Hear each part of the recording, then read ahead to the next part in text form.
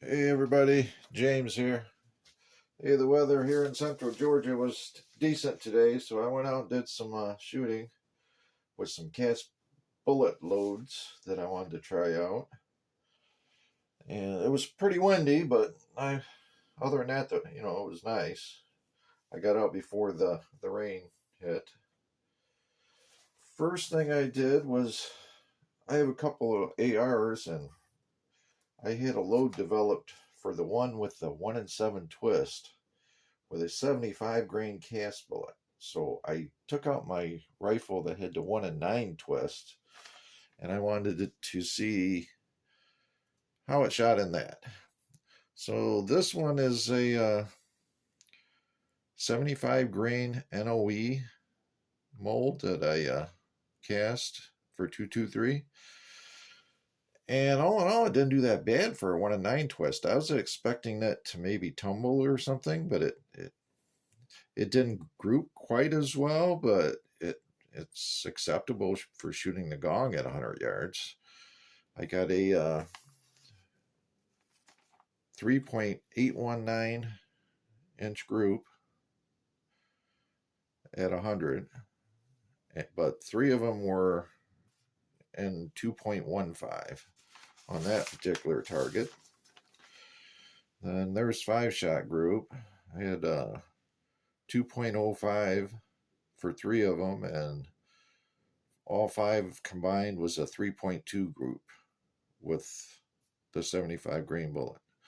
So that wasn't too awfully bad. I mean, I can plink that gong all day long with that. And like I say, this load wasn't even developed for this gun, so I can live with that. Now I got the M44 Mosin out here. I took and put this in a Hogue grip, or stock I should say, just to cut down on some weight. And this M44 never, when I bought it, it was missing the bayonet lug.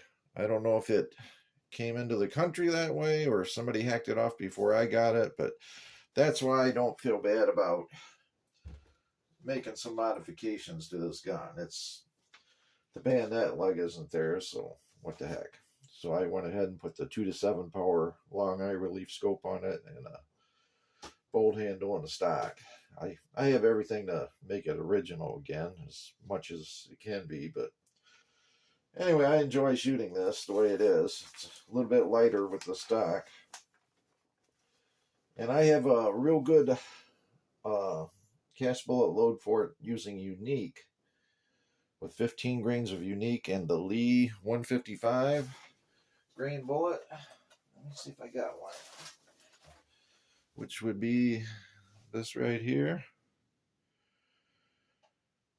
And with 15 grains of Unique, I get about a little over 1,600 feet per second. And it shoots really accurate with that load. But I wanted something with a little more oomph for deer and pig. So I loaded this with 35 grains of Varget. And this is not gas checked or anything. It's just, powder coated. And the other day at 50 yards, I had a few of them loaded up. I think from 30 grains up to 37 grains of Varget. And this 35 grain load at 50 did halfway decent, so I thought I'd do a confirmation load on it. It shot a 2 1/4 inch 3-shot group in the 7.62 by 54, 35 grains of Varget. So today I went out at 100 yards and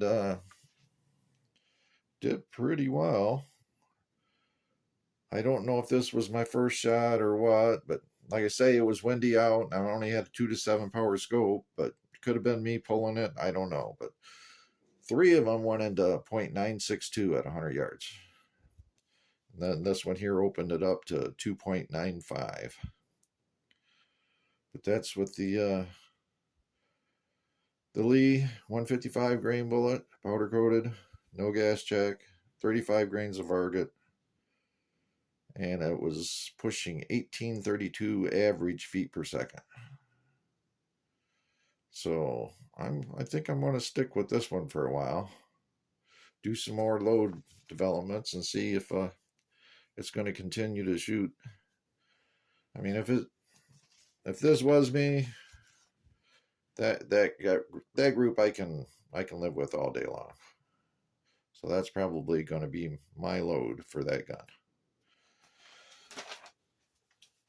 It is nice to be able to cast your own and, you know, shoot for cheap, considering how things have skyrocketed in cost as far as components and stuff.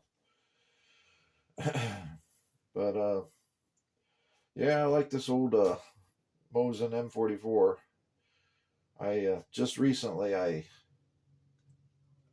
bedded the stock to the action. I bedded it up here on this bolt and this bolt, and then the stock was a little flexy, so I JB welded it all the way to the front underneath to stiffen it up. That way, if I want to use it with a bipod, should work okay now.